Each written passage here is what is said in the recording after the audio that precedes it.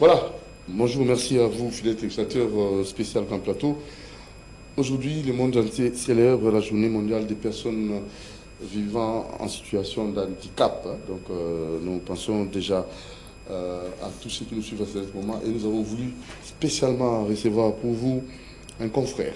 Il s'appelle Mundo, il est aussi journaliste de formation et avec lui, on va essayer de voir un peu comment la situation des personnes en situation de handicap, c'est la République du Congo, quelles sont comme ça les difficultés confrontées, auxquelles sont confrontées ces différentes personnes, et aussi quels sont les voies et moyens pour permettre à ces derniers de pouvoir s'en sortir dans la vie pratique. Voilà, et je vais aussi recevoir un encadreur des personnes vivant avec handicap et surtout en situation de handicap et surtout des personnes désœuvrées, une Angélique qui s'en occupe aussi. Donc lui essaye comme ça d'aider des personnes qui n'ont pas de moyens, des enfants, des enfants abandonnés. Voilà, donc ce sont là les invités que je vais recevoir aujourd'hui dans ces numéros spéciaux. Allez, Mundo, bonjour. Bonjour. Monsieur Moutsiri. Bonne santé, très bien. Oui, ça va très bien. Journée mondiale des personnes en situation de handicap. Oui. Et là, j'ose croire qu'il y a ces personnes qui ont cet amour-là. Donc, vous savez, Kokaba, Abotamanango, donc c'est vraiment un don. Et j'ose croire que nous pensons à ces personnes-là qui se soucient des autres.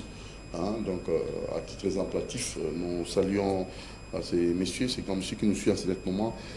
Lui s'appelle M. Blanchard Bongomba. Salutations à vous, M. Blanchard Bongomba. Depuis votre travail, en fait, depuis votre bureau de travail, vous nous suivez en 5 sur 5. Lui aussi, c'est un bienfaiteur, il se soucie des autres.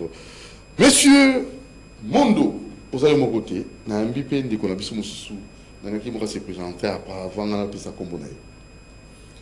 Merci beaucoup. Sentez-vous bien. C'est qui me zèle Angola. On a aussi représenté pour aux habitués à plateau. Merci beaucoup. Merci beaucoup. Je suis M. Célestin Toumbali, président fondateur de l'orphelinat Ange Caché.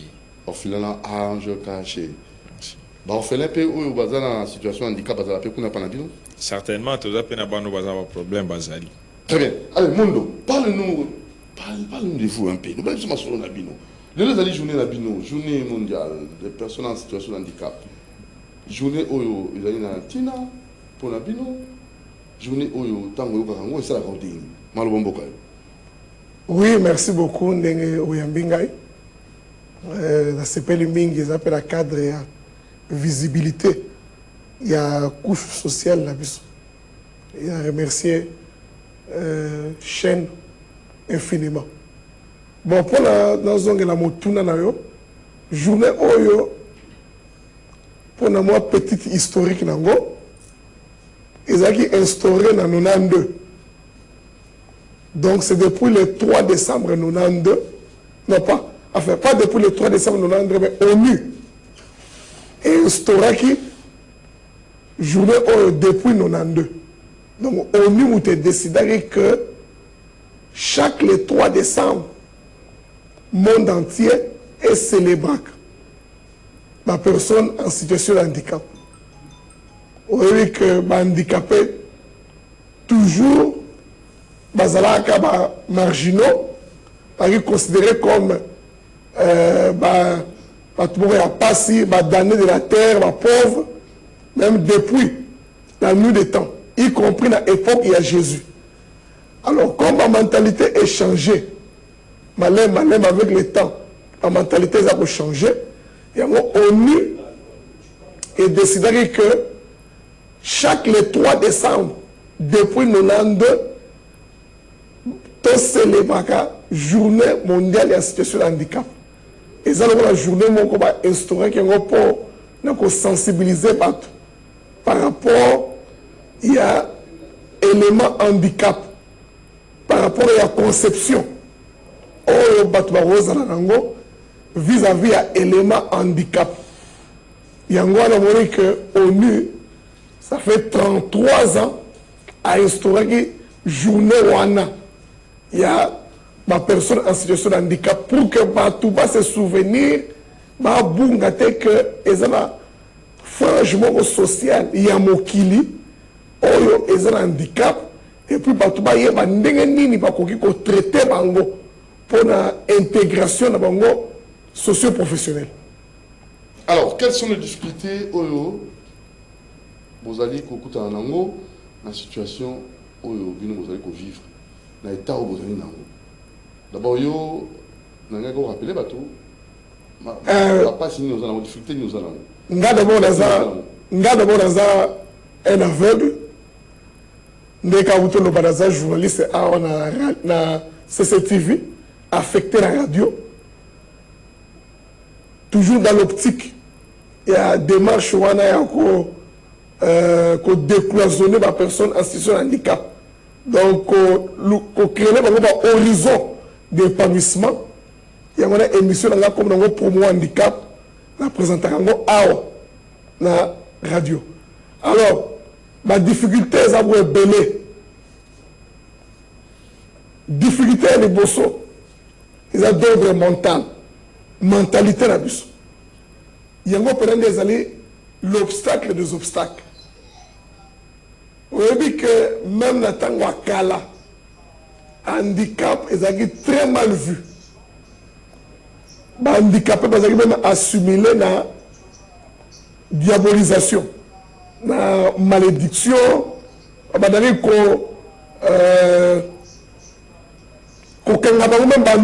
c'est la corrélation entre kindoki na handicap.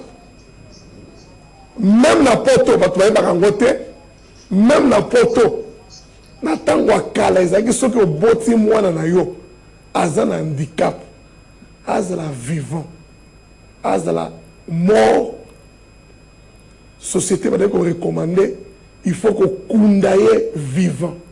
Na poto ezaki de moi. Ils en antiquité, ils en moyen-âge. Parce que société est rwanda ancienne, on considère handicapé la salité de la société. Donc, mentalité d'abord. Pour mentalité, vous allez clé de voûte et à tout le reste. Bon, on a évolué, on a changé, intégration et comme effective. Donc, ma difficulté est d'ordre mental. Nous sommes handicapés, même dans ma famille. Tout ça est très mal vu. Tout le monde préféré que tout le ça. Voilà, à titre exemplatif. Moi, entre guillemets, à la normale, au détriment, il y a moi dans un handicap. Or, ils ont mal bouté. Ma difficulté est d'ordre mental, la mentalité. Il y a mis balai, ma difficulté d'ordre social. Handicapé mingi, bus handicapé mingi, tout ça exclu, entre autres, le système éducatif.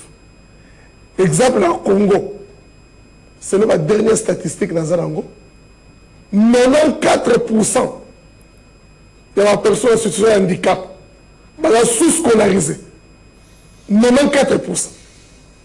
Vous voyez que 94% ils ont niveau hyper élevé. Donc le système éducatif, tout ça exclu.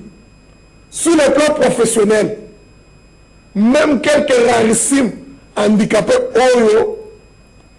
c'est le cursus formationnel classique normal, entre autres, le rôle en gaï. Sur le plan professionnel, tout ça exclu. Parce que dans la mentalité de la bus, tout le monde, ceux qui ont un handicap, d'office, même sur le plan professionnel, va engager autre moussala. Parce que va dire, aux hommes on a été ressala négatif. Aux hommes on a été ressala négatif. Aux hommes on a été ressala négatif. Aux autres on a été ressala négatif. Voire même albinos. Je rappelle que l'albinisme est un handicap. Pour battre belé, tout le monde est là. Ou battre belé, bandibakate que ndundu a handicap. Handicapé. Nous sommes handicapés. Parce que Azani mélanine. Mélanine est couche beaucoup cutanée. par la couche ya peau est déterminée la couleur il y a un moment spécifique de pigmentation aux a pembe aux a mouindou aux a jaune aux a rouge alors bandindu bazangi mélanine élément biologique quoi d'office baza handicapé parce que baza exposé la problème de vision bandindu il y a un recommandation balinette solaire baza exposé la cancer ya peau il y a un recommandation crème spéciale ba utiliser yango ba appliquer yango pour protéger yango contre ba rayon solaire pour ba rayon solaire exposé à la cancer ya peau en bref professionnellement tous ça exclu sur le plan éducatif tous ça exclu alors on dit que la difficulté ils ont légion ils ont moins mingi mais dans résumé yango kaka na ba point wana principaux mi balé. Alors maintenant votre demande qu'est-ce que vous demandez dans l'autorité de la journée mondiale des personnes en situation de handicap ou c'est la mise à une non l'autorité d'abord félicitations à la présidente de la République pour la première fois en 65 ans d'indépendance, va créer cadre institutionnel qui est le ministère, même si ils ont délégué, ils ont le ministère à part entière, mais tous ont bunda pour que va élever un rang un ministère à part entière. Ministère délégué à la personne en situation de handicap. Donc, le président déjà a la vision à ma lampe. Mais le problème se situe à quel niveau? Batou, le président a confié qu'il va tâche wana yako matérialiser vision na ye nde baza na incompétence. Comment est-ce que vous déclarez tout haut que traiter baninga na incompétence na ninango vous benga bango incompétent? Ministère est sali 6 ans. Jusque-là, toujours sentir présence au ministère. Sensibilisation exacte. D'abord, ministère est là pour la communication. Na ministre Moko, Mama Irène, na équipe de Bimba, ezali peu audible, pour ne pas dire peu communicante. Les communes des mortels attendent à Kinshasa, il y a un ministère handicapé. Même si il y a quelques rares mais il y a quelle est la mission dévolue dans le ministère. Donc, premier élément, communication d'abord. Le ministère va souffrir criarement dans le manque de communication. Est-ce que maman ministre, bateau Yazara Bango, est-ce que vous avez un expert dans le handicapé? Ou bien vous avez un népotisme, clanisme, ndekoya, excusez-moi, makangouya, mwasiya, maman bakokuna, bapesa bako musala. Parce que vous sentir bangote sur le terrain. Communication. De deux, est-ce que nous sommes seulement entre guillemets aussi qui quelque part le ministère wana est inauguré, même est posé première pierre. Il y a infrastructure moko spécifique à la personne handicapée. Jusque-là, ils ont posé à ta première pierre mon côté infrastructurel. Il y a pour infrastructurel spécifique, adéquat pour la personne en situation de handicap. Est-ce que aucun qui vous est-ce que vous non, biso to fréquentaki madame wana dès les premières heures de nomination là. To fréquentaki hier pour que maman ministre. Oui, maman ministre. Madame wana ti maman ministre. Oui, n'a rectifié. OK. Maman ministre. To fréquentaki hier pour que va intégrer biso va incorporer biso na cabinet na cellule de communication. Donc quand on a ce qu'on dit, continuer non, candidat ministère to sentir yango te. Et puis ministre maman ministre a versé na népotisme, c'est-à-dire aza ko favoriser ma catégorie mususu ya handicapé au détriment de ma catégorie mususu. Je m'explique. Yé aza koka. Na cabinet na yé ba koka kaka na ba koka. Or, ok. Là maintenant tu catégorisation ya ba. Oui, ba koka kaka na ba koka. Or, tango ba noma ki yé sika. Tolobaki ke ba catégorie nyonso. Toutes les catégories doivent être représentées. Ba baba faut bazala. Bato ba kufa batoyi il faut bazala. Ba aveugle faut bazala. Bandundu faut bazala. Poser ministère na biso. Mais yé a favoriser kaka ba entre guillemets excusez-moi ba koka. Ce qu'on peut pas na biso ba aveugle mécontentement et ça criant. Ce qu'on peut pas na baba ndenge moko. Donc le ministère ba koka ministère ba baba. Na kata ministère il faut biso nyonso tozala représenter. Donc tout ça qu'on déplorer sous-représentation, il y a ma catégorie mususu. OK. Dans le ministère wa. Tout ça qu'on déplorer en criama. Net lelo, ngana wuti na institution sera pour aveugle. Et si ngana sala, dans administratif ko. Bon officiel na biso ba invité bango et pas mon ministre na Pullman. Activité pour ça ko. Ba invité bango ko. Donc, yango wana biso to sengi na président de la République. Yé mutachaki bango. Maman ministre aza trop plaintive. Kolela ministère mbongo zate aza kolela bwa mingi. Ngamo na landai. C'est quoi ça ni? Mbalebele.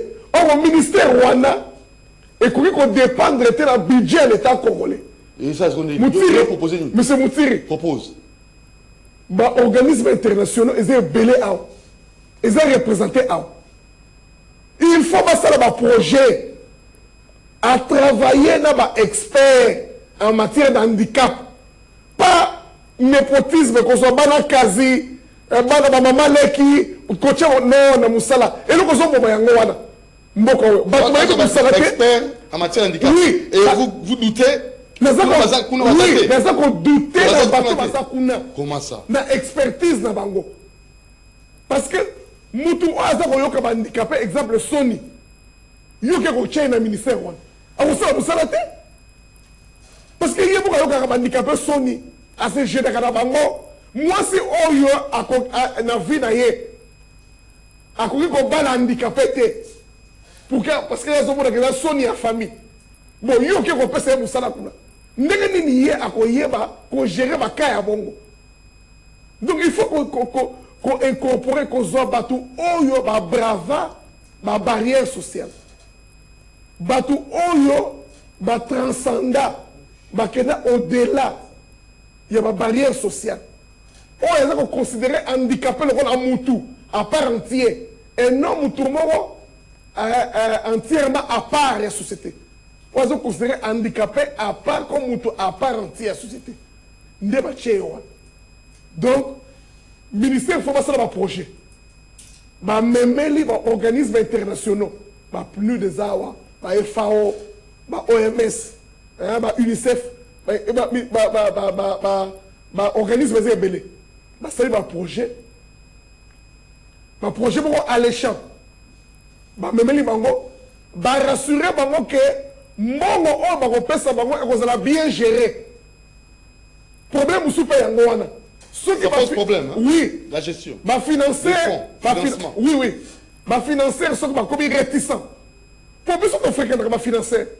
Tout son ngana bango. Ce qui ba bailleur de fonds ba komi très réticent pour le financer biloko wana. Pour gestion za ba bé. Gestion za calamiteuse. Ba ko pesa mbongo bolé. Ba pesa mbongo détourner. Si on va détourner. Attends, monsieur Moutiri, na pesi bino mbongo lelo lobi ko détourner. Na pesi bino mbongo lobi ko détourner. Et c'est troisième fois. Na kozala susu motivé. Ya ko financer bino. Non, non, comme réticent. Donc il faut rassurer ba bailleur de fonds que gestion est rationnelle. Ce qui va rassurer Bango. Batou va prêt. Il y a repris Sambongo. Budget de l'État congolais est un complément. Parce que le budget de l'État congolais, il va gérer Kayango. Et qu'il y a la présidence, parlement, primature, ministère, des premières catégories de souveraineté. Biso, le peuple, la miette. En force, nous sommes handicapés, nous sommes handicapés. Oui, bah il y a le ministère oui, Moukonzamboka tient ministère. Mais ministre a trop pleurnichard de Ming. Oh. Que financement est zaté, budget est zaté. Il y a proposé que il y a pour dépendre de budget de l'État congolais. Budget au Ezoya, 20 PM, Mouzito. Alors 20 milliards de dollars, approximativement. 12 milliards dans les ressources locales et 8 milliards dans les bailleurs de fonds. Bon, combien vont allouer pour la prise en charge des handicapés? Le problème est situé au niveau. Est-ce que maintenant, le ministre a travaillé en synergie dans 20 pays Mouzito pour ailleurs, combien vont allouer dans la prise en charge des handicapés? Point d'interrogation. Donc, maman ministre Foyer Bissabuso, est-ce que Azar a travaillé en synergie dans 20 pays Mouzito pour un budget Oyo, et ça en cours d'élaboration dans le Parlement 2025-2026, applicabilité dans le avril 2026. Combien va allouer dans la prise en charge des personnes handicapées? Très bien. Alors, donc, il y a un souci pour tout le monde, Célestin, et il docteur Ntsanga Lubangu, grand plateau spécial, on a voté santé à Congolais, et les Américains ont soui aussi résultats, aussi qui s'y connaît bloc au lien. On est expert à repérer des solutions dans la santé à Congolais, plus de 30 ans d'expérience. Pour nous en naïf, oui, très bien. Alors, pour finir, Bilo va handicapé et personne vivant, personne en situation de handicap. Comment handicapé raté? On a recommandé personne vivant en situation de handicap. Personne en situation de handicap ou personne handicapée. Les deux terminologies. Oui, oui. On a recommandé ça. Oui. Alors, il y a la terminologie. Il faut. Certainement.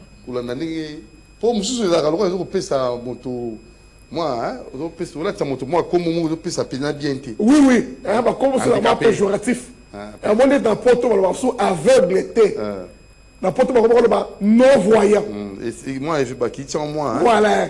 Embellir. Et puis, moi, pour atténuer. Dans le monde est non-voyant. Oui, le côté péjoratif. Et ça dit moi bien. Vous êtes non-voyant? Voilà. Pour même dans Porto, personne en mobilité réduite. Voilà. Alors, il y a coca. Voilà. Coca, c'est un peu brutal. Brutal, le langage. Voilà. C'est un peu violent, comme langage. Il y a solo, hein? Bon, Ndundu. Bon, nous, personne en situation d'albinisme. Et ça, moi bien. Oui, oui. Que bien Ndundu. Ndundu, bien albinos. On a un langage un peu incisif. Et ça, patient. Oui, oui. Bien, on va patient. Oui, surtout par rapport à la marginalisation. Marginalisation, n'est-ce pas bon? On a tiré à 4 épingles. On a recevoir un concert à louange par rapport à l'habillement dans le lot. Mais, ceux qui n'ont quelque part, premier réflexe, papa, le lot, on a un bon côté. Pour la nuit, partout, magasin, au côté de la barre, dans l'hôtel, excusez-moi, dans l'hôtel, au côté de la... Papa, le lot, on a un bon côté. Ou bien, on a comme un peu réticent. Donc, oui, dans le commun de mortels, on a bien côté. Dans le commun de mortels, sont dans les mêmes sacs. Il guette ma fouta. Maman, il guette maman. Maman Angèle. Monde, à un moment, avant la restaurant, à Osomba. Mais soit pour le restaurant, maman, il gagne pas fouta. Maman, Osomba. Oui, oui. Maman, Angèle. Oui. Maman, comment il est ça? Oui, oui. Alors, Osomba. Oui, oui. Et comme elle a appelé Belé, la parfumerie. Oh. Dès que na accédé à la parfumerie, qu'on la guide dans la geste. Pour moi, c'est que l'autre, tous le côté. Tous le côté, l'élo. Guide dans la côté. Tu es qu'on s'engate. Oh, nanayaki. Oui, là, c'est imprégné dans ma prix. Il y a ma parfum pour que l'homme ait un ressource. Tu veux pour ça, moi, tu as une question. Il y a une facile. Oui, c'est un peu au distinguo. Oui, haute distinction. Au sein de haute distinction, il est facile. Oui, oui. Au sein de ligne. C'est bon. Écriture braille, ça. L'écriture, on les a inventée en 1843 par M. Louis Braille, avec français. Il est mort à Botan en 1809, à Koufi en 1852. Donc, à Komaka aveugle, papa n'a pas menuisier. À Kénan, on s'est rendu sur l'atelier, papa n'a par mes gardes, et l'homme m'a tranché, ils auraient une liste.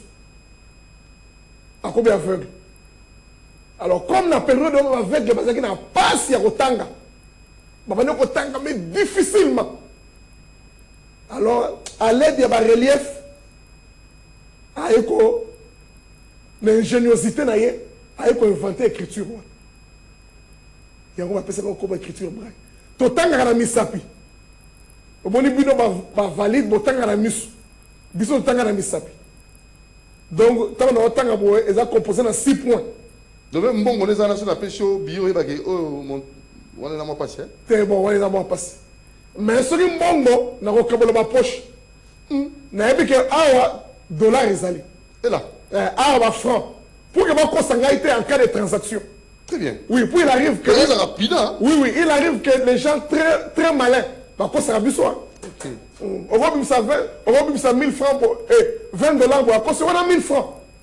Il y a pas que quelqu'un a 1000 francs, on a $20 et que. On a eu avec le roi que nous sommes allés pour $50. Il y a que ça 1000 francs. Heureusement, maman, on a mis passer à Zouagi déjà. Après, il y a un sac. Après, c'est 1000 francs. Avec le man, ok. Mais bateau, c'est qui permet de nous choquer qui bango. Jamais. Oh, ça là, c'est un crime de lèse-majesté. Donc, même si maman a dit, bimi ça bon, il pèse $50. Oh, maman a dit, maman, bah, fouiner un sac naïe, bah, faire ressortir $50. Ça fait mal, hein? Donc, on montre que tu as le degré. Malhonnête. Oui, oui. Degré en malhonnêteté. Les sous-mots, ça, la cabine, personne en situation de handicap. Bibi, il y a le binini. Ceux qui ont montré la situation de handicap. C'est un point important. Même dans l'église, dans déploré les Kamouan. Baté à Kamouan. L'église est de réveil. Excusez-moi pour la terre. Baté à Kamouan. Kuna kaka mabala, prospérité, matubabota. Mais bolingo, aimez-vous les uns les autres. Baté à en tout cas, pasteur, Malim Sangai, ceux qui ont sali ronde de culte dominicaux, il y a dimanche, ceux qui ont eu 10 cultes, 9, Baté à jamais amour du prochain. Et c'est la gamme à bala, Kobota, et puis prospérité. Pas de voyager. Lévitique 19-14, ma Bible électronique, ils allaient beaucoup vérifier. Dans Deutéronome 27-18, Moutounio sa rochela handicapé libanga na nzela. Là, ça, c'est un obstacle. Aza vila kelimabe. Et c'est biblique. Lévitique 19-14, Deutéronome 27-18. Moutounio sa rochela handicapé en général. Baba, coca, aveugle, handicap ou sous. Obstacle na nzela. Ozabila kelimabe. Donc, moi, c'est un gars qui bolingo. Oui, Azabila kelimabe. Ah, il y a un témoignage beaucoup vivant, entre guillemets. Il y a vu vie personnelle, vie privée nanga. Mais il faut édifier bato belé. Quand on a la première licence en 2009, on a une copine moi Moulouba. Elle est voyante. Dans le bain na balaye. Parce que ma voisine a soit direct. Na linga mingi. Quand on a balaye, ah! Ezaki nini ezaki on a jeté un pavé dans la mare, la famille na bango. Ba boya ki na motema moko. Jusqu'à ce que maman na ya mwasi a intoxiqué mwasi. Alors biso ko bali parce que prénom na Patrick. Soko bali Patrick et qu'on risquait même ban na bino ba botama bazo monate a intoxiqué ki mwasi nengo. Alors mwasi a bangi. A ko qui est réticente. Alors finalement un jour on a besoin un téléphone a finga kinga moyete y compris handicap nanga. Mais même ça que les camoumots au monde le finga au porter atteinte dans l'intégrité physique nanga. Yo bala ngarandi mayo. Moi souvent til le lo balate. Oh bande kona ye mi satu na simana o baza simana ba bali officiellement. Moi souvent aîné. Tout ça quartier beaucoup. Finalement on a putain na ye. Et ça histoire vraie. Et ça, c'est inventé. À balater. Finalement, à balater, moi, mon soin. Donc, c'est ça biblique. Qu'on finga handicapé, qu'on n'y qu'on a été. Ce qu'on a été, oui, on est libre. Mais qu'on finga été, qu'on n'y qu'on a été. Très bien. Alors, on aura des pareilles émissions pour édifier la population, pour orienter comportement et surtout, parce que nous sommes à Rangote, à Zoé la Kilimabé. Quand on dit que on a parlé du peuple, on a oui, le triomphal. Oui, on peut sur le papier. Oui. Tout ça, ce sont des. Oui, mais tu es belé, ça. On n'a pas de problème, pas. Oui, oui. On a tout. Toujours, Tindikié, pas au monde à terre. Nous avons le Pamba, à Imoto, nous avons Bakili. Moi, on va vous pour l'élo. Prochainement, on va vous recevoir. Les journée des personnes en situation de handicap. L'État congolais, à Salamakasi, handicapé, doit souffrir mingi. Monsieur Moutiri, parmi les bateaux, il y a un triomphal. Il y a un ceux qui sont bien encadrés. Les ingénieurs, les journalistes, les journalistes, les médecins, les avocats. Encadrement exact, prise en charge exact. Au moins, un poteau handicapé à Salaté, à 2000 € par mois. L'État a fait ça. Société organisée. Oui. Handicapé, aux la chômeur, aux la employé, 2000 € par mois. Quand ça dépend de pays. Le pays, France, Belgique, 2000. Mais en Allemagne, ils ont 3500. Mais où sont les députés qui ont la loi? Alors, en Scandinavie, nous allons conclure.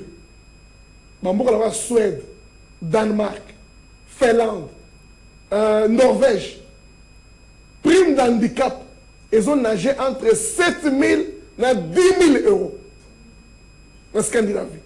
Donc l'État a encadré les handicapés. Président de la République, l'Ongola va handicapé dans Zela. On a un mandat Oyo, lors de la campagne électorale, à réunissant dans l'hôtel Hilton. Vous proposez un handicapé? Oui, promesse électorale à président dans l'hôtel Hilton. Et en direct dans RTNC. Alors, il y a un mandat Oyo à s'occuper des handicapés. Il y a un ministère délégué. Oui, président Longola handicapé dans Zela. Et ça, c'est la Sony. Et ça, on aurait été. Nous avons pas de Zoya. Parce que nous avons handicapé, nous avons dans la Carrefour News. Nous avons un minerai stratégique. Un minerai stratégique. Mais les handicapés, nous avons dans Zela. Un minerai stratégique comme ça. Tous ceux bénéficient d'un côté.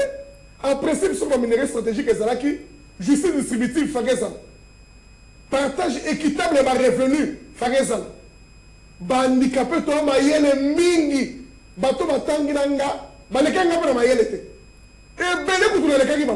Oba zomuna. Oui, on on vient là, et belé. Bah, c'est un gars. Pourquoi qu'il y a une facile témoigner les vivants? Mondo Patrick. Tout ça, la petite, c'est ça qu'il a UPC il y a 3 ou 4 ans. À combien d'avocats? Aveugle. À briller dans l'UPC, moi. Donc, le président, il a que. Encadrement. Encadrement, ils ont ça, la criement défaut. Très bien. Donc, à Longo, la handicapé, là. À Tchélibi, le ministère délégué, ça a mon salaire. Oui, et ça, la moussala, va allouer un budget conséquent pour la bango. Et puis, parce qu'on a le droit de regard dans le fonctionnement du ministère. Pour que le ministère ait l'immobilisme, au sombrer les lots. Pour le ministère, il faut sombrer l'immobilisme. Donc, il faut, maman Premier ministre, pour maman Premier ministre, c'est le handicapé. Maman soumis noir, là c'est ça Kangai. Ah le bébé handicapé. Moutiri.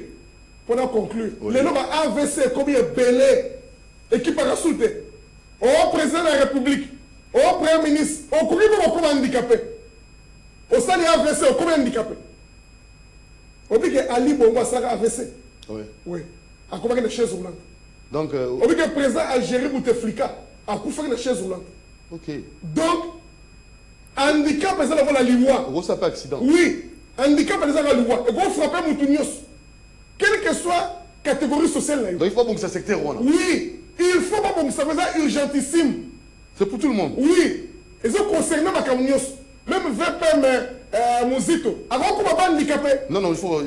Pour non, non. Pour le budget. Oui, non, pour le budget, il faut pas appeler ça budget à Malonga. Parce que handicap, ils ont la loi et qu'on frappe mon tunios. Ils ont fin gâté, mais ils ont réalité à ma campagne. Donc, toi, ton moto, ils ont bendété. Oui, toi, fragile. Oui, le corps fragile. Avant, on commence la fonction qui gagne, vous avez d'abord moto. Lobby. On éviter. Voilà, très bien. Merci beaucoup, Mondo. C'était édifiant. Courage. Hein? Oui. Journée mondiale des personnes en situation de handicap. Il y a un ami non-voyant, M. Patrick Mondo. Il est journaliste, il est licencié en communication. Quand c'est une promotion à l'IFASIC 32e. 32e promotion. 32e bataillon. 32e. IFASIC, on parle en termes de bataillon. Donc là, on va appartenir à 32e bataillon.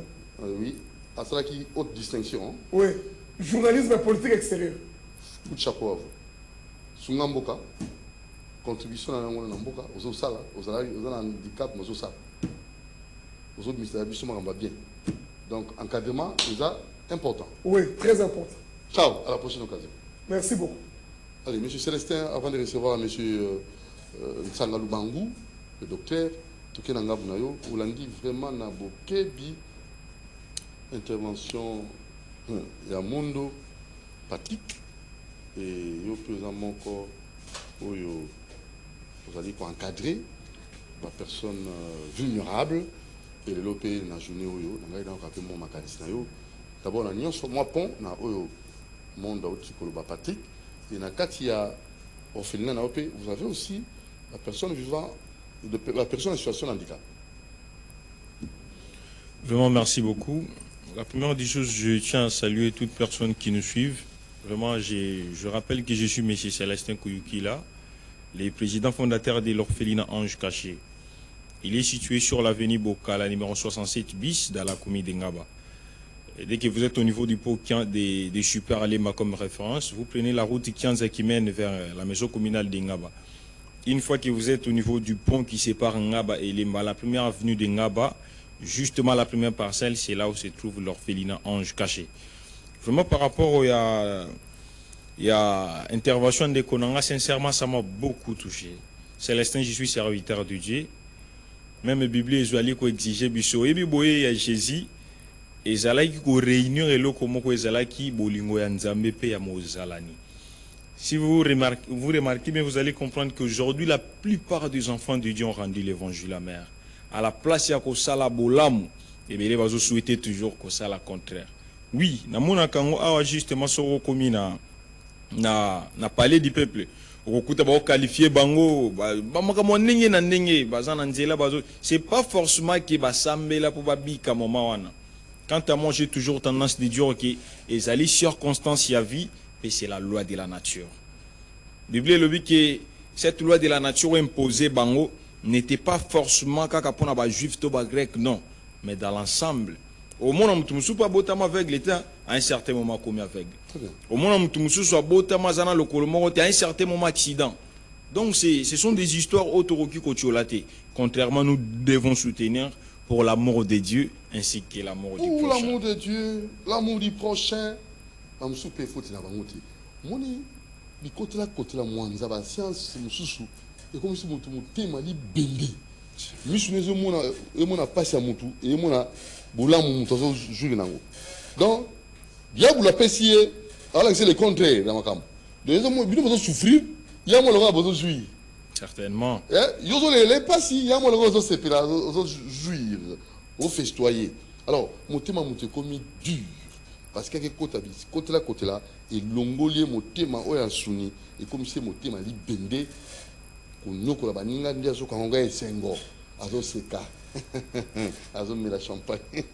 Monsieur, faites très attention. Tout ça va humain. Tout ça va humain. Tout passe, tout coule. Rien ne démerde. Alors, 12 jours. Et tu as dit combien de jours? Il nous reste quelques jours. Si c'est 20 quelques jours. 20 quelques jours. Bah non, nous allons bah combien? Bah orphelin. La carte orphelinat ange caché. Même orphelinat. Tous ça va mortel. Au mato kita, bah non le baron orphelin. Certainement. Est-ce qu'on ne peut pas organiser orphelinat? Est-ce qu'on peut organiser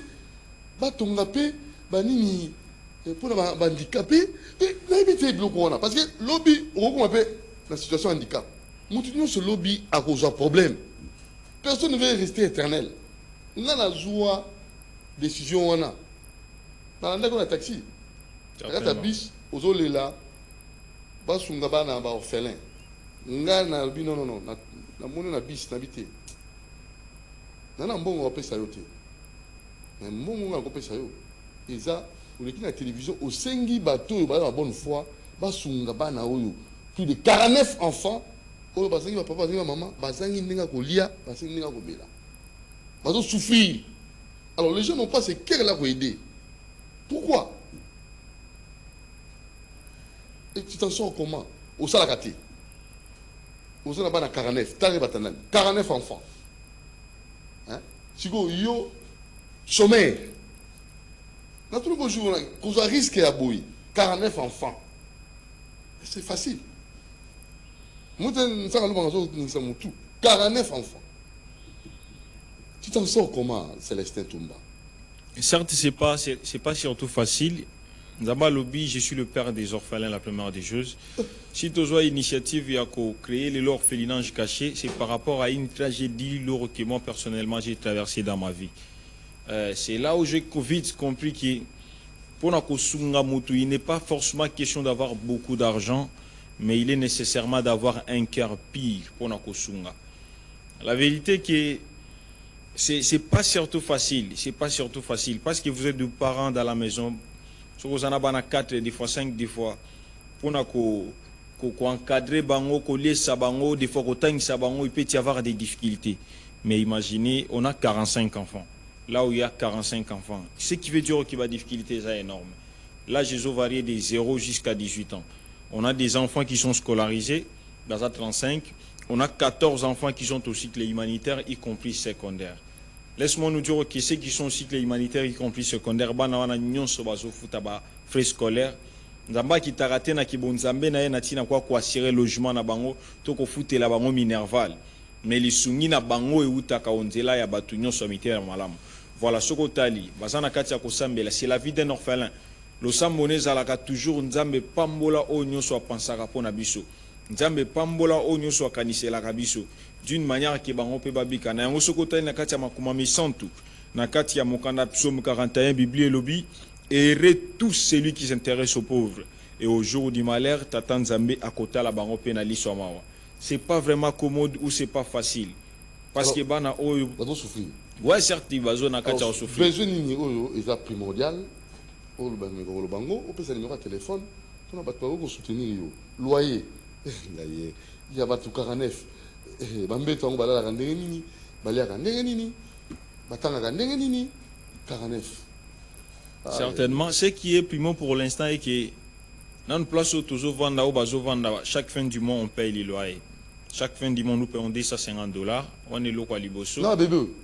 Ouais, même des bébés. Dernièrement, je ne sais pas si vous avez atteint l'image. C'était les 11 bébés, un nouveau-né abandonné justement dans la région, dans l'hôpital Mokozawana. Au juillet. Une fois on a commis en juillet, Emmanuel a déjà totalisé déjà 8 mois si je ne me trompe pas.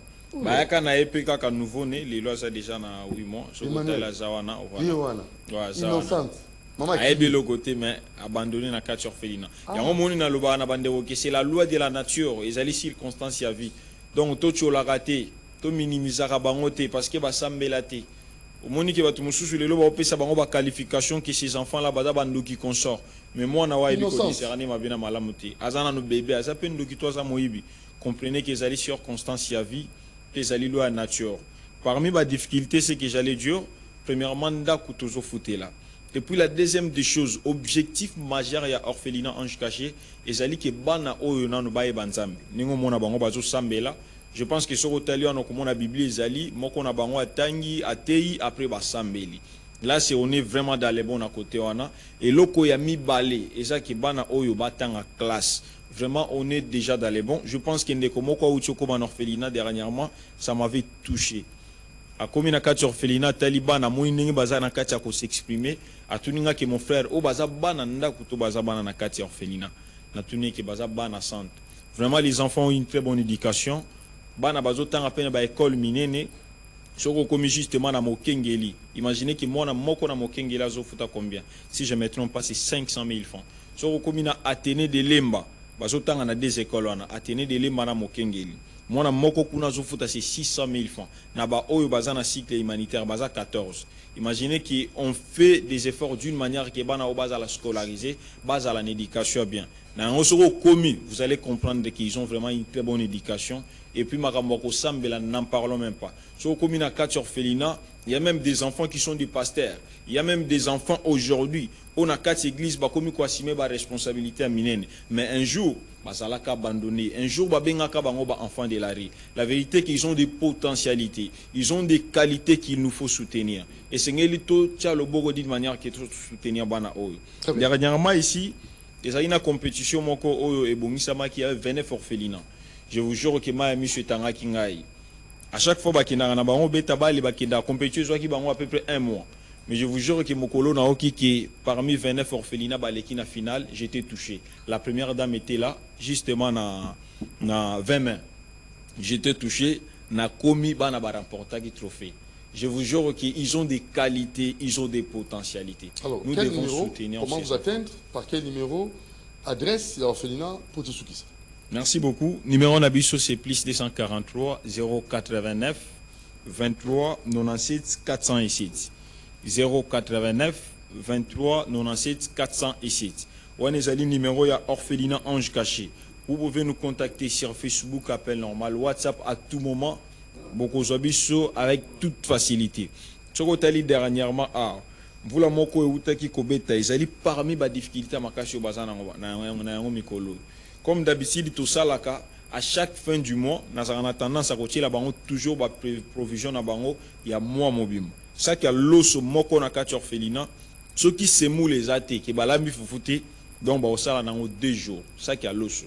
Bazo sala nango 2 jours. C'est normal 49 personnes. Tout la rabaroba provision à kati yandako. Mais imaginez que dernièrement vous là on est bêta que c'est la toute première fois ma côté là qui ba on anda so tali bébé na lobaki yona na pesa qui est comme Zayan ala qui to comme makasi. Je vous dis que ma côté li ba on a kati yandako. Les policiers provision nyon savoir même ba matelas. Donc vous avez besoin de matelas, besoin de provision, besoin de loyer, certainement. Il y a nyonso bilamba kolata. Certainement. Et surtout que tous en un moment va festivité. La festivité bonne année Noël. Bon fêter ndengenini. Et belisinga mutu soko taliban na wana mikenyo so bakomotungisa papa. Ba jouer bana pour la Noël. Ba ba bana mwana ebika que non de toute façon esengeli papa asali la. Papa a 49 enfants. Numéro de téléphone pour na bato mtia malamu ba kosunga tout ce qui ça wana puis adresse. Merci beaucoup. Na ko rappelle l'adresse na biso tozwami na avenue Bokala numéro 67 bis na commune ya Ngaba. référence eza nango place à kobunga te. Vous pouvez être au niveau du super alemba ou bien soko za na commune ya Ngaba. Soko za na super alemba ozozwa 3 pine oyo ezokene vers commune ya Ngaba. Okomi kaka na pont oyo ekaboli Ngaba na lemba. Donc avenir liboso Ngaba. So otali okomona bache eza wana ba photo na biso otali bilongi nanga okomona na entrée bache eza wana voir même na super alemba okomona panneau munene eza wana bilongi na biso soko otali okoza voir même na terminus. Donc soko za déjà na super alemba wana okokoma na orphelinage caché avec toute facilité. Numéro Nabichu Zali, plus 243 89 23 97 407. Vraiment, on a péci merci na bandeko nyonso bazaka na motema bolingo. Oh, à chaque fois ceux qui bayoki collé la yabana obaka na motema te. Autrement, je vois maman Nabichu Hélène. Vraiment, tikanza menanga apambola yo pona souci oyo zwa envers bana oyo. Nzambe nanga kozanga jamais kopambola ote. Na kobosa na pété maman Nabichu maman Christine. Nzambe nanga saela yo bolam parce qu'à chaque fois oyo kaka kolila bana oyo ozaka toujours na tendance à kosunga bango pe ko intervenir likambo na bango ozana kati ya kosalela nzambe ozana kati ya kosalela inda ebilo lenga kopambola la Bible me dit onyoso ozana kati ya koliesa mwana etiki azana kati ya kodefisa nzambe nani asa defisa nzambe nzamba kufisa esoni vraiment tika ete nzambe nanga apambola bino nzambe nanga azala na bino. Sans oublier les révolutionnaires de l'IPK, vraiment que le Seigneur vous bénisse. On doit combattre toujours ces systèmes. Jusqu'à tel point que Tokozala vainqueur na o etali makamu ya IPK. Vraiment, bana obazana posa lisali siangana yo. Penzambe o azali papa ya bana bitiki akozanga jamais kopambola biso. Rappelez numéro pour tout ça. Numéro na biso zali plus 243 89 23 97 407. Plus 243 89 23 97 407. Là, c'est le numéro de l'orphelinat Ange Caché. Vraiment, merci beaucoup. Vraiment, à tout moment. Vous avez bilamba ya bana, vous avez biloko kolia. Tout ce que vous pouvez disposer pour ces enfants, certainement, et ko pambo la bango. Au lobby des fois qui est sengeli, na kende ko visiter bango gloire au Seigneur. Au lobby qui osana tenté, au ruki ko contacter biso, il y a toujours une délégation. Obakoya natina ya kosunga bana oyo nzambe na biso akozanga jamais kopambola yo misala bolamu ekendaka pamba te. Les bonnes œuvres parlent et ça crie et surtout ça touche les cœurs de Dieu. Histoire vraie de la Bible, c'est l'histoire de Tabitha Dorcas abandaki pe kosala misala bolamu tel que vous le savez mutokufi alobagata monagate ma cause ya misala ya bolamu nzamba longola liwa alongola malade apesa ebomo. Ézéchias aussi la même des choses. Zama pesa 15 ans de vie. Et c'est là qu'il y a cause ya misala ya bolam. Les bonnes œuvres parlent et ça crie et surtout ça touche les cœurs de Dieu. Nous vous invitons au nom de l'amour de Dieu, au nom de l'amour du prochain, de pouvoir soutenir ces enfants orphelins, de pouvoir soutenir ces enfants abandonnés. Car un orphelin, c'est quelqu'un qui vit dans sa vie sans l'appui, mais il vit à travers la main de la compassion. Très bien, merci beaucoup Célestin Toumba. Je crois que Maman Nabiso Dorcas Nzumba Mouteba, présidente de l'ONG d'Action Plus, nous avons appuyer toujours l'Action Oyo et je n'oublierai pas aussi les grands messieurs qui nous suivent. Hein, c'est bel et bien M. Blanchard Bongomba qui est secrétaire général hein, dans la Casa Parti Amounene. Je crois qu'il y a pour soutenir l'action ou la proposition au poison un homme qui est vraiment qui a ces dons-là de partager. À la prochaine occasion. Merci beaucoup. Très bien.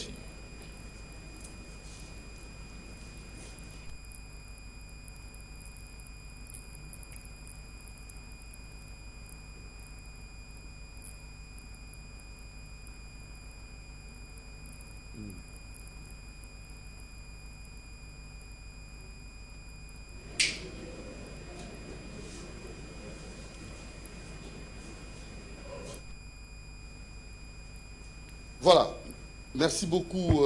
Nous continuons avec votre mission que vous aimez. Vous avez réclamé, le docteur Ntsanga Lubangu, vous l'avez réclamé et il a voulu aussi répondre à votre invitation dans les cadres de ce qui concerne l'examen sur base salive et surtout les maladies que Ntsanga Lubangu, santé médicale, médecine traditionnelle moderne pourra comme ça traiter, soigner tous ceux qui ont ces problèmes.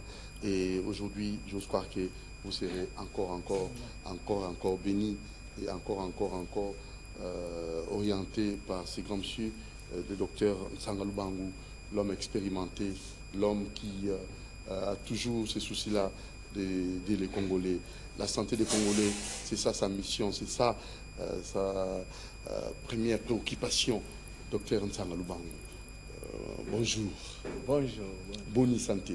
Santé, Zali, Malam, ok, alors tu bingo mbango parce que binga kipe na bombango et le long ngaki bato babinga inga bato nga metuna ebele ya koyeba d'abord ba maladie nini oyo centre médical Nsanga Lubangu epesaka solution epesaka guérison maladie nini oyo Nsanga Lubangu epesaka bato guérison est-ce que maladie nyonso to eza maladie oyo spécifique oyo bino nde boza ba expertise wana ya kopesa guérison.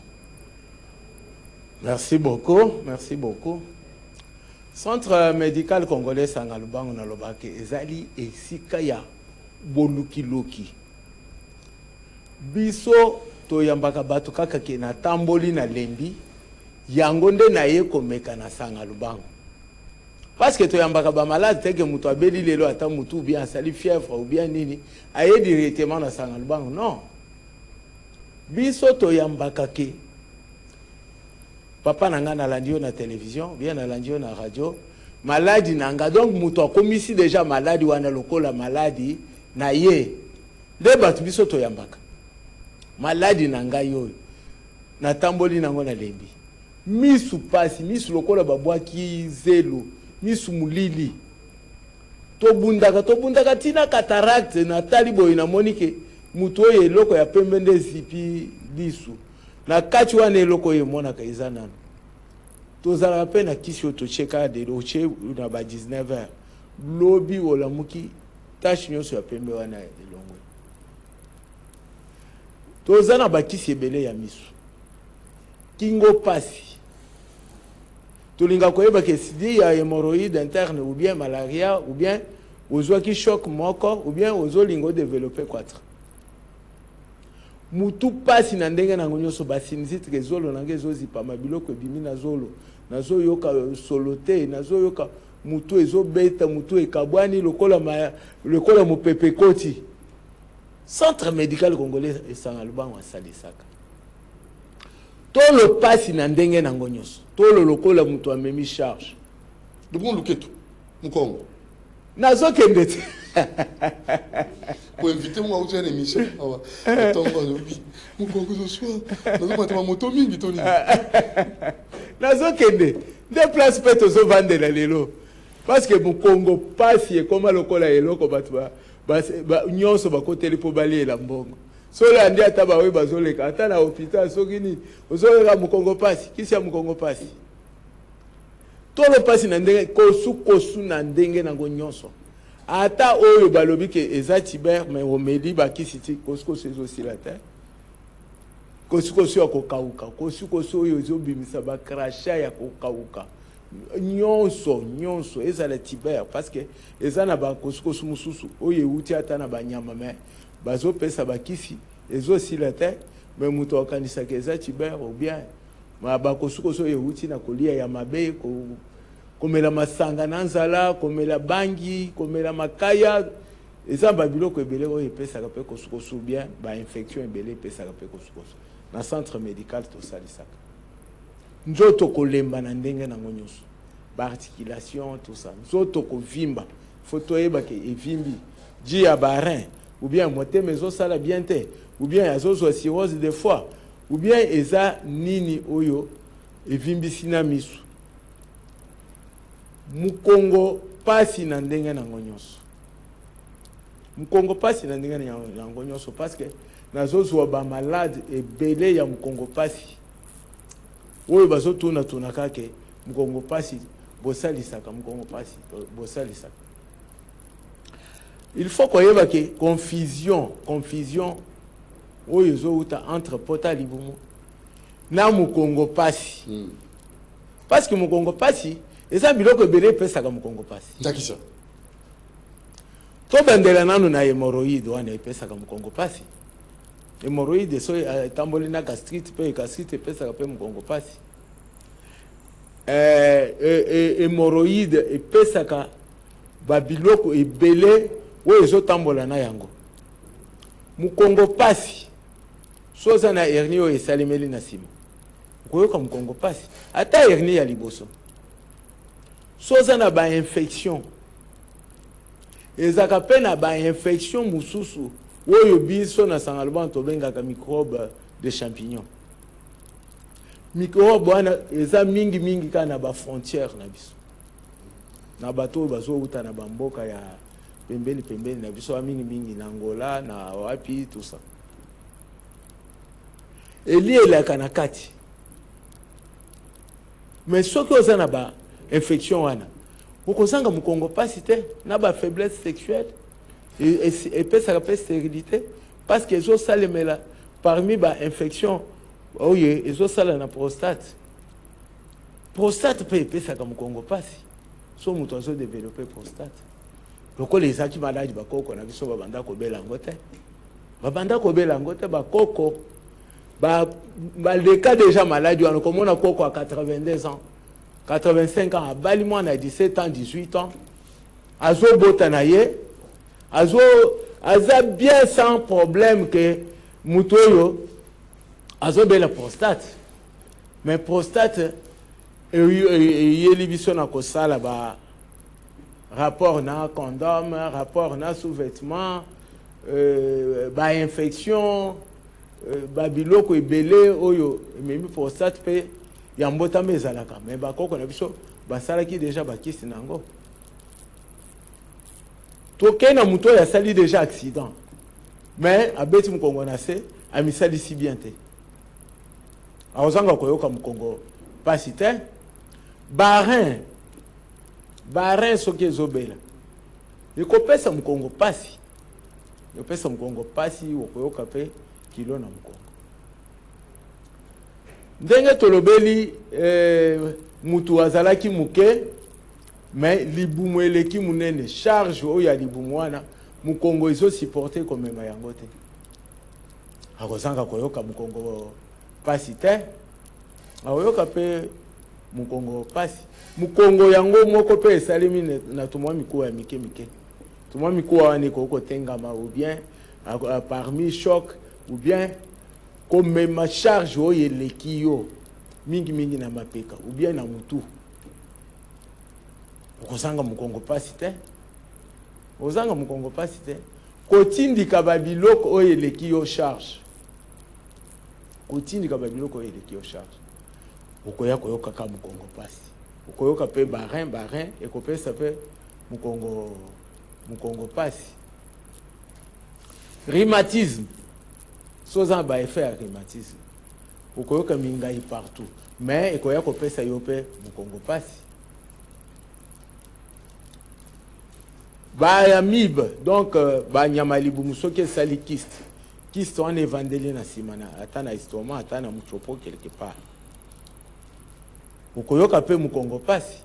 Olie pe biloko ya kokauka biloko ya makasi toilette ya babulubulu evandi na muchopo lidusu ya nisi ekomi muke gaz ezoya po ebima esali retour okoyoka libumu nyonso ya kotonda okoyoka tolo pe na mukongo ekozwa pe pasi. Donc mukongo pasi ewutaka kaka na pota libumu te.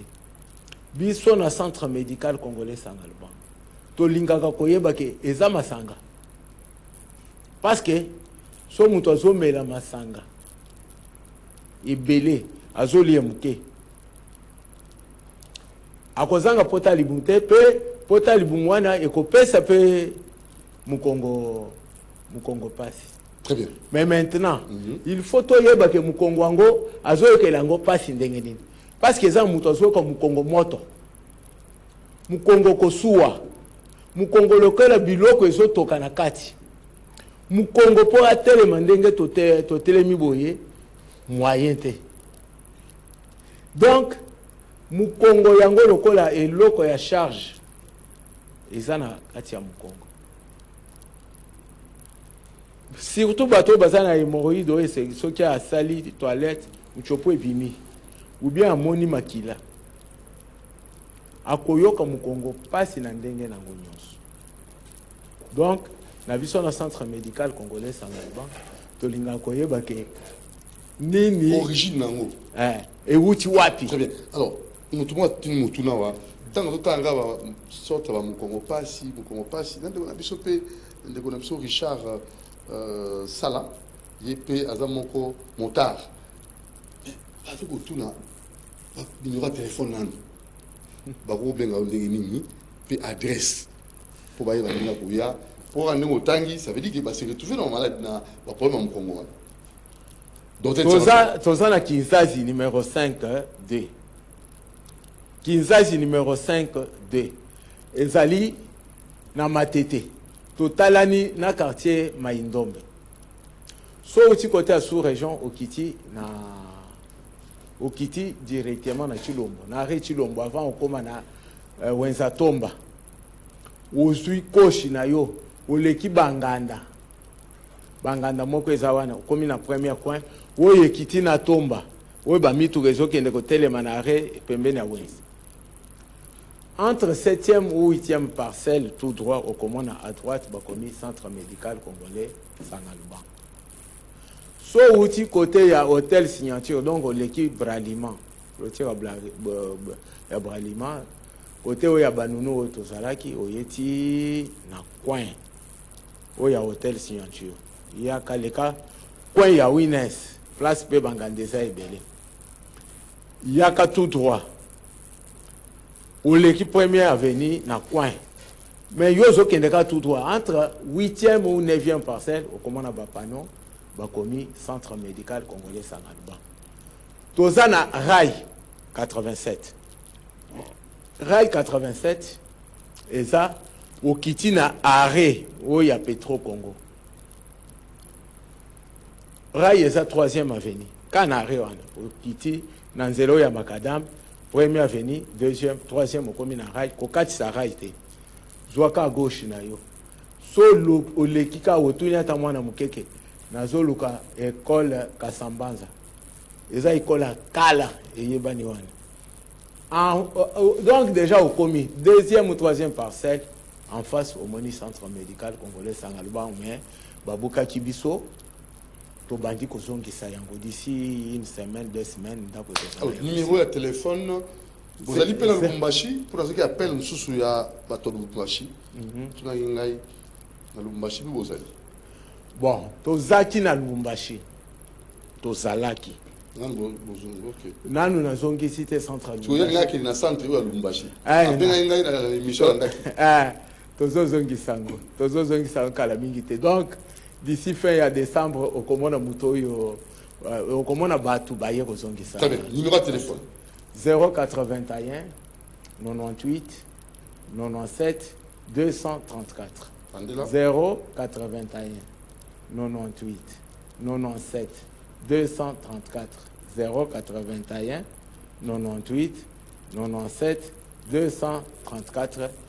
Bon, on a passé un numéro moko, des numéros oyo batboko bengela ngai nanu. Ka moko 085 41 333 14 085 41 333 14 085 41 333 14 ou bien 09 98 24 54 94 09 98 24 54 94 09 98 24 54 94 so bengi numéro ana aussi docteur Sangalban. Vous avez raison, il faut que ça soit numéro moko pour pas mais ça numéro ana et bilé boy ça paye malamu mais alors vous l'enquêtez, à vous l'enquêtez, à vous.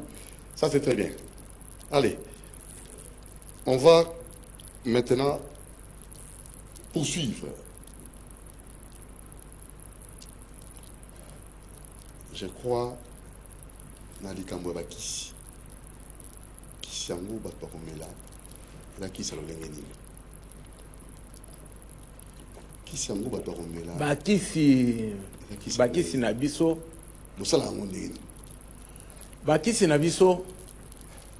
Eza ya mbuma ba comprime mais salemi nano ndenge otuni ke sale to sala ka ndenge nini e salemi kana biloko akolia kana biloko akolia nyonso oyo bakisi nyonso ezala faut na bato mingi balinga komela kisi te ezala mais ce que bino bosali kisi na biloko akolia nyonso ezaka na biloko akolia facilité ezala chadan parce que kisi oyo kisi aminu chadan eketa ezali ezali esalemi kana biloko akolia munoko kari dentaire pena kari nyonso ata nyama aza na kati abimi chadan eza kisi déjà ekomi kokende ti na bamboka mosusu mais quantité oyo tozosala nde eza mokei yango nalobaki na mbala ya liboso ke est ce que tokoki kozwa moyen tozwa nano ata bamachine soki ke l'état asalisi biso tozwa bamachine oyo ya kobanda kosala bakisi oyo eza très efficace lokola chadan wana munoko solo pota na munoko minu pasi na ndenge na ata minu ekatani ata minu etoboki ezosilisa bakisi na biso ba comprimé toza na peu près presque 10 000 ou bien tozobimisango chaque jour na biloko kolia kana biloko kolia na oyo bato bamelaka banguba baloso banana batondolo mafuta mbila mafuta huile maki Nestlé, tomate à boîte, tomate non. Donc, sardine, banini nyonso oyo eza bakisi ya sangalba. Babilolo, babite. Sardine. Mafuta sardine wana. Eza malamu po batuzi ba raté. Sunga peuple po ngai basunga ngai pe. Naki tangu na ko monika bo mona ti. Ngai lozo mafuta wana sardine. Na ko boka ngo. Mafuta. Mafuta sardine. La graisse. Quelqu'un m'apprendra que oh ils ont pas rendre un monde kiss dans des kissi. Ma futa on est faut mélango. Faut mélango. Na mélango. Malamu non ezana na pesa ba comprimé na tangi na montre na moto azana diarrhée ata dysenterie. Pas même 20 minutes et télé. Et diarrhée télé. Na pesa kaka na soupe ya sardine wana batie ndambo ya mungo na pesi ba comprimé na biso ya sangalba eza ebele ba modèle ebele diarrhée telemi ekendaka tina kosalisa bamiba mafuta sardine donc bakisi ya sangalubangu nyonso esalemi kaka na biloko ya kolia na oyo ya komela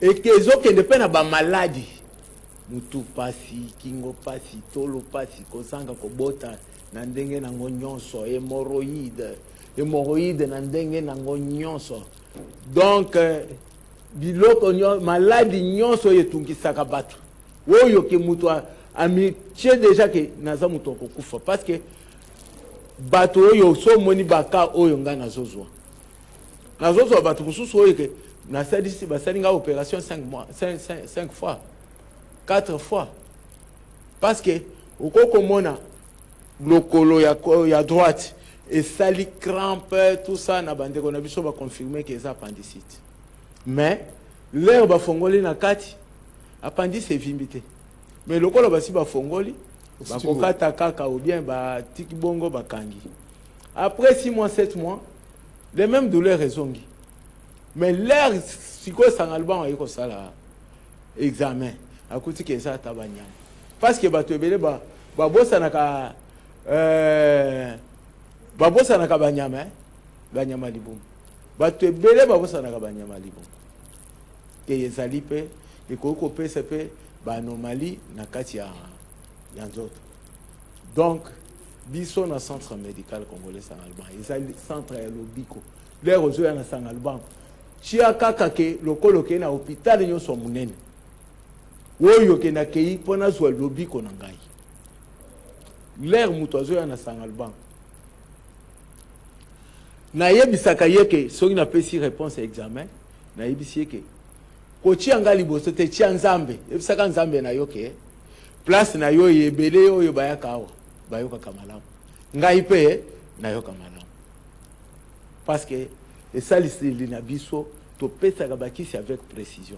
C'est pourquoi omoni biso totunaka te ke papa ou bien maman ozoyoka nzoto ndenge nini. Non, soki oye opesi ka soyi na yo yo vanda l'air nazopesa ba réponse malgré nalobaka maladi nyonso te eza maladi mosusu ngai moko nayebi ke l'air nazosalisa eza na eloko moko oyo nazosalisa nalobaka ba maladi nyonso te lokola ke nayebisa maladi ke oza na ba infection. Non, nakoexplike ye kana ndenge ka comprendre ou bien oza na sida. Non,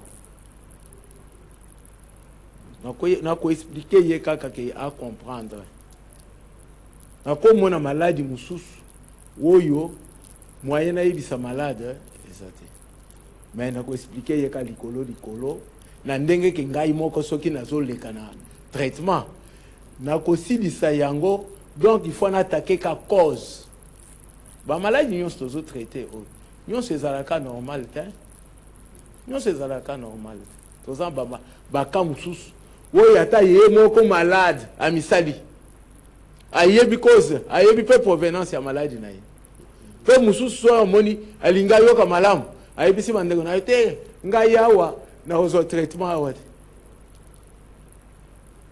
Donc biso na centre médical congolais Sangalubang awa tokokisi 60 tozokende déjà 64 ans d'expérience. Oui, Sangalubang depuis Abanda tokende déjà na 64 ans. Donc 64 ans, tu as 65 ans, tu as l'Ipanda. Kasi anniversaire de 65 ans à l'Ipanda. Mais Sangalubang est bandit avant l'Ipanda parce que bandit avant l'Ipanda. Non, c'est pour ça qu'on a pu prendre mon l'Ipanda. 63 à 60. 65e anniversaire. C'est-à-dire ebele oyo baye bakuti Sangalubang baleka ebele baleka mais Sangalubang waza kaka.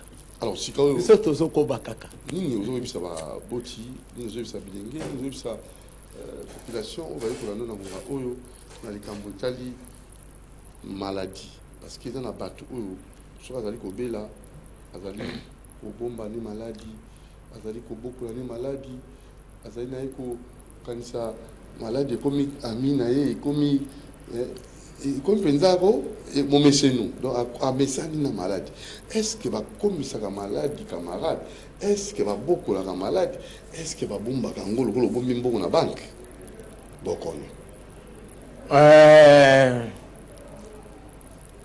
ndeko ezala papa ezala mwana ezala mukolo ko bomba maladie te ko bomba maladie te soko zobela yaka pe komeka na Sangalubang ndenga baninga na nyonso balobaka na tamboli na lembi yango nde na ye komeka na Sangalubang okoyoka malamu na oti koloba awa ke ba maladie mususu lokola ba cirrhose des foies ba motema ezo sala bien te ba rein sinusite hémorroïde même hémorroïde soki utuni ata batu bakoyebisa kende na Sangalubang balongola yo balbesi la kate kasi ba nazoloba ke batu bazoloba kende na Sangalubang balongola yo hémorroïde na yo wana yo tamboli na kobota kozanga kobota kende na Sangalubang oko hémorroïde sila kate biso tozosilisa yango awa ndenge nazoloba boye ebele ezaba oyo bayoki déjà malamu na Sangalubang ebele bayoki malamu na Sangalubang likambo eza na poso la peau tozana bakisi ebele non maman kuna pe le poso moite maman maman le poso maman ça nini maman total le poso maman toza babiloko ebele oyo topakolaka tosalaka maman aimé le poso omoni agote le poso pela donc Sangalubang ata suki ezobima te na mutu tobimisaka yango ata manzaka ezobima te ezobeba parce que ezala na banyama moko mpe oyo eliaka manzaka ekozala bien nini maladi oyo biso to yaka ko intervenir eza kaka esika oyo mutu ayoki ke asuki de sika sanga lubango ayeko ko soni te soni ya nini baye kaka na sanga lubango ndenge olobaki jour wana ke ba biso musala to salaka to bato ebele bayokaka soni non biso nde toza sikoyo na top médecine tradi moderne nde biso nde toza déjà na top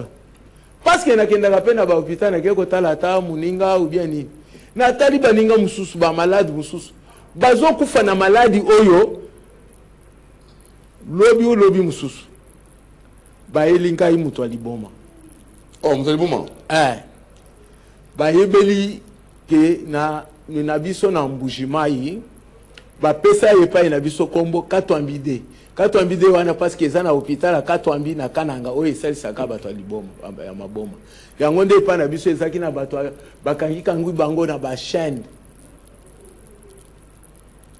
oyo tozosalisa nayebisi bango ke moto ya liboma alalaka te so moto ya liboma azolala oyo azolala soki azaka na bato bakokanga ye nde po totia ye bakisi 2 semaines eza ebele donc liboma mpe bosona na bato bakoyeka maladi ya ndeke na oyo babungisi ide nde place sanga lubango ebandeli nde place sanga lubango ebandeli tozaki na église oyo babanda kobenga tiovu chisatu nde place papa azalaki kosalisela bato ya maboma leur tolongwe wana toye epai na biso lopango mobimba bato ya maboma plein na oyo bazokoya maladi ya ndeke awa parce que naza na place ya kotia bango te mais nazo se préparer na ndenge ke au moins na leo na banda kosalisa bango nasalisaka bango bakasi naza na bakisi mpe ebele oyo ezokende na bato ya maboma na bato oyo bazokoya maladi ya ndeke sanga lubango zwango ka lokola hôpital nyonso monene oyo barecherche esesalemi evandisi mpe traitement soki ngai nazolandela mutu boye nazangaka te lobake nzambe aboya mais soki nzambe aboyi te nazolandela boye c'est très difficile alors toki mali mais Souka na évité à titre de rappel aussi na bato balandio docteur Tsanga Lubango 64 ans d'expérience en matière ya traitement na soyi examen à soyi na bakisi ya bilei otokolia alors na évité ni ko dans 5 minutes ototikele au s'adresser na bato balandio au communiquer numéro au pesa adresse et au sa population oyo ya malunga oyo malamu pona santé na bango donc soki ozoyoka nzoto déranger parce que ezaka na bato mosusu oyo azobela azoyeba atake nazobela nini akende baexamen ya ndenge na ndenge bazokanga maladi te bazokanga maladi te donc yo oza mpe na biloko mysticisme spiritualité mpona amona ntango ozosoigne bato maboma bamosusu ezalaka babwakili ye bamosusu ezalaka épilepsie mosusu ezalaka mpe dû ya nayebi te oleka place wana outa kuna biso toleka parce que eza na kala kosalisa etikalaki kake basali yo na tata mwasi balie yo na kindoki basala yo boye plutôt que oyo azoyebisa yo wana ye mutu aza parmi baoyo bazoloka yo oyebaka ke kindoki akolia bato oyo eza ya boumbu eza ya biso te ça dit quoi bayeli biso yango ya kolia na oyo bayeli biso yango biso tobanda koliana te biso tozaki soki likambo ezali bapaya oyo nde bayeli biso bamindele te eza kindoki oyo bayi kokanga na biso nango na boumbu okomona mutu alobi na moi me na butu babeti ye mabe eza ya kindoki ya boumbu yango nde omonaka bato babangaka makasi kolobela soki bapaster soki banani soki banani na moi aloba mabe parce que basi batie ye na kati lero olobi mabe na butu okolala te bakokoboma yo mpe na butu kindoki eza bombu biso tozaki na kindoki ya koyinana te Rotonga. ya likambo mutu tel asali tovandi kende na bamboka na biso kokuta bataba bazolala libanda. Ok. Parce que baza sûr que muyibi aza te mutu bayeba basoso bazolala libanda. Bango baye Rotonga ba prison. Baye Rotonga. Sikoyo kotika na biso culture na biso. Komona yango ke eza magie. Eza kindoki. Yango nde tozokufa lokola basoso. Malade ebele ozo mona o. Traitement na biso moko. Bonko. Malade ebele ozo mona o. Eza na mutu pe akiata na église ba initié kuna puissance ba lesi wana ezoko kana na nzoto na yete abandi ko yeba ndenga ko sala te. Abandi ko yeba ndenga ko sala te pe ako yeba ke ata oke ko liya musunya mutu me ozangi mutu akozongisa libumo ko vimba yo o bandana ba diabète ozo paralysie Asuki biso to sito le ka place Asuki na uti ko yebisa yo ke ba maladi yo so to sali sagala sagalba yo se sagala provenance ya bien te na uti ko yebisa ke na koko mona provenance moko me na yebisa maladi ka likolo mais ngai moko lere nazo kota na traitement nde na yebi ke maladi oyo nazo sali eza normal te.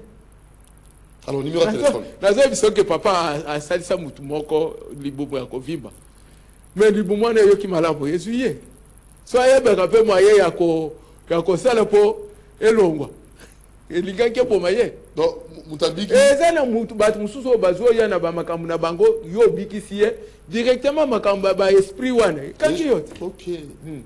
Donc numéro ya téléphone pendant ce qui ça 09 98 24 98 24 54 94 Bandila 09 98 24 54 94 081 98 97 234 081 98 97 234 085 41 333 14 085 41 333 14 0900 51 47 70 0900 51 47 70 so bengi numéro wana aujourd'hui docteur Sangalubangu. Donc mutu nyonso yazo yoka nzoto bien te yaka na Kinzazi numéro 5D.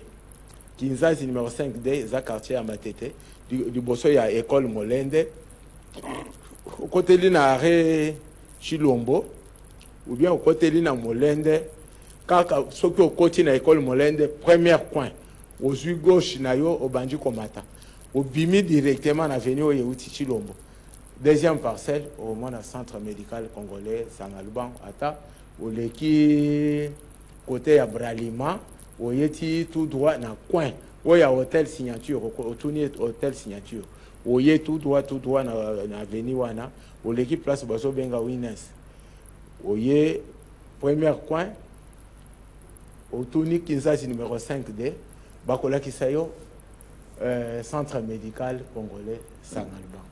Très bien.